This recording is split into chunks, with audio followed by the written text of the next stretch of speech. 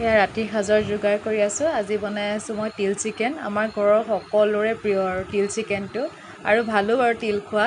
সেইকাৰণে আজি পিছে মই ৰেচিপি দিয়া নাই, পাকঘৰত পোহৰটো কম যে ৰেচিপি দিব দিগদাৰ হয় ৰাতি।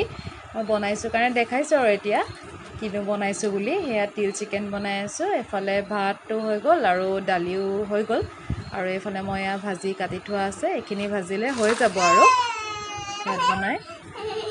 আৰু এইপিনে আমাৰ কৃপা আৰু দেহামনে খাই বৈ লৈ একদম মোবাইল চোৱাত ব্যস্ত হৈ আছে।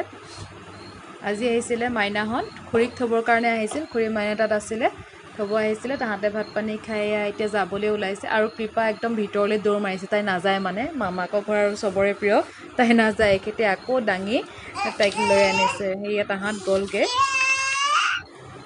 আৰু তাহাঁত যোৱাৰ পিছতে একদম দেহামনৰ ভিতৰলৈ আহি পেলাই ড্ৰয়িং ৰুম পূৰা চিজিল কৰাত লাগিছে।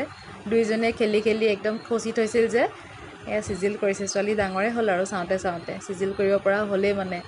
আৰু কেইদিনমান পিছত চাগে মোৰ কাম পচন্দে নহ'ব যে মা তুমি এনেকৈ থৈছা, সেয়া চাগে মোক ক'ব আৰু কেইদিনমান পিছত।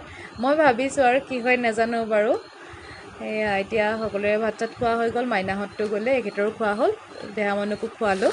খুৰী আৰু মই খাবলৈ আছোঁ, আৰু আমি দুজনে খাওঁগৈ আৰু এতিয়া।